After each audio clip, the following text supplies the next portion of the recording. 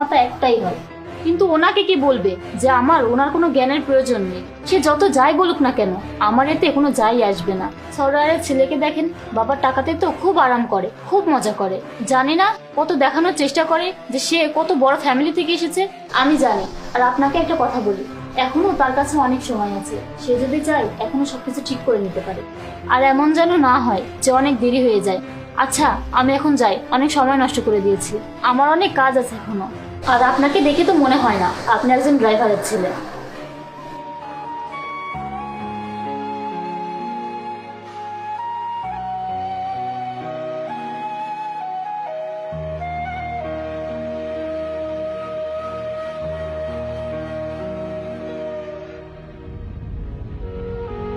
বাবা, আমার অনেক বড় ভুল হয়ে গেছে।